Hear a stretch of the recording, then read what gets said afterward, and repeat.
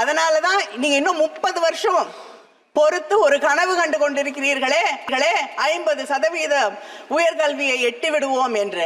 அதை தமிழ்நாடு என்றோ தாண்டி விட்டதற்கு காரணம் சின்ன சின்ன ஊர்களிலே நாங்கள் அங்கே கல்லூரிகளை உருவாக்கி வைத்திருப்பதற்கு ஆன அந்த செயல் திட்டத்தை கொண்டு வந்த தலைவர் கலைஞர் அவர்களின் வழியிலே வந்திருக்கக்கூடிய ஆட்சி இந்த கல்லூரிகளை மூடக்கூடிய உங்களை, உங்களுடைய புதிய கல்விக் கொள்கையை எப்படி ஏற்றுக்கொள்ளும் என்று நான் கேட்கிறேன்.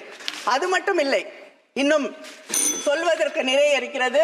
இன்னும் சில நிமிடங்கள்.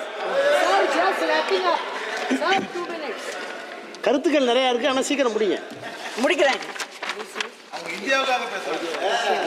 நீட் எங்கள் தமிழ்நாட்டிலே சாதாரண குடும்பங்களை சார்ந்த கிராமப்புறங்களில் இருக்கக்கூடிய பிள்ளைகள் படிப்பதற்காக தலைவர் கலைஞர் அவர்கள் ஒவ்வொரு மாவட்டத்திலும் அரசு மருத்துவ கல்லூரிகளை கொண்டு வந்தார்கள். நீங்கள் நீட் பரீட்சைகளை கொண்டு வந்து அங்கே இருக்கக்கூடிய மாணவர்களின் கனவுகளை எல்லாம் சிதைத்துக் கொண்டிருக்கிறீர்கள். எத்தனை பேர், எத்தனை மாணவர்கள் உயிரை மாய்த்துக் கொண்டிருக்கிறார்கள். அதை பற்றி உங்களுக்கு கவலை இல்லை. ஏனென்றால் இந்த அரசாங்கம் வந்த பிறகு ஒரே ஒரு தொழில் மற்றும் வளர்ந்திருக்கிறது. கிட்டத்தட்ட 5750 கோடி கோச்சிங் இண்டஸ்ட்ரி, இந்த கோச்சிங் ஸ்கூல் இது மட்டும்தான் வளர்ந்திருக்கு. NTA 28 எக்ஸாமினேஷன்ஸ் நடத்தி கொண்டிருக்கிறது. யாராவது ஒருத்தர் அரசாங்கத்திலிருந்து அங்கே நிரந்தர பணியிலே இருக்கிறார்களா என்றால் இல்லை. நீங்க சொன்ன பதில் தான் நான் கேட்ட கேள்விக்கு.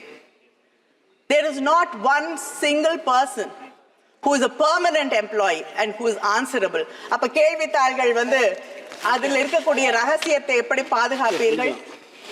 இதைத்தான் எங்களுடைய முதலமைச்சர் முதல் நாளிலிருந்து இந்த நீட் பரீட்சைகள் தேவையில்லை தேவையில்லை தேவையில்லை என்பதை சொல்லிக் கொண்டிருக்கிறார்.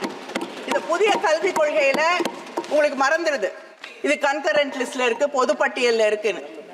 அதனால நீங்க சிலபஸையும் நீங்க தான் உருவாக்குவேன் என்கிறீர்கள். நீங்க உருவாக்கக்கூடிய சிலபஸ் தான் இங்க இருக்கக்கூடிய கலாச்சாரத்தை, பண்பாட்டை, இந்த நாட்டின் நாகரீகத்தை, அரசியல் வரலாற்றை சொல்லித் தரும் என்கிறீர்கள். நீங்க சொல்லிக் கொடுக்கக்கூடிய அரசியல் வரலாறு என்ன? முகலாய மன்னர்களை பற்றி பேச மாட்டீர்கள். மகாத்மா காந்தி அவர்கள் கொல்லப்பட்டதை பற்றி உங்கள் அரசியல் வரலாறு பேசாது. தமிழ்நாட்டிலே இருக்கக்கூடிய தலைவர்களை பற்றி பேச மாட்டீர்கள். பெரியாரை பற்றி நிச்சயமாக பேச மாட்டீர்கள். ஆனால் ஒரு தலைவர் அந்தமான் சிறையில் இருந்து புல்புல் பறவையின் மீது ஏறி, புல்புல் பறவையா ப்ரூம்ஸ்டிக்கான்னு எனக்கு தெரியல, ஏதோ ஒன்றில் ஏறி அவர் சிறையில் இருந்து வெளியே பறந்து வந்தார் என்று உங்களுடைய டெக்ஸ்ட் புக் சொல்லி தருது. இதுவா சயின்டிபிக் டெம்பர்? இதையா மாணவர்களுக்கு நீங்கள் சொல்லி தருவீர்கள், நாங்கள் ஏற்றுக்கொள்ள வேண்டும்? நேற்று இந்த அவையிலே திராவிட இயக்கம்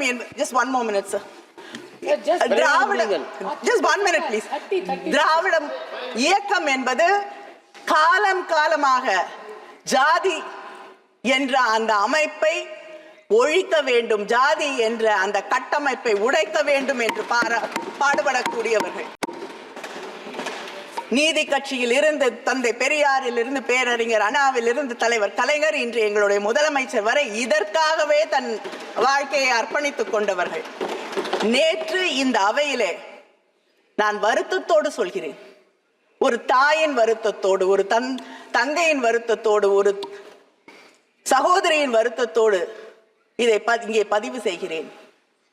இங்கே இருக்கக்கூடிய இந்த அவையிலே a member of parliament இன்னொருவரை பார்த்து கேள்வி கேட்கிறார், உனக்கு உன் ஜாதி என்ன என்று தெரியாது என்று.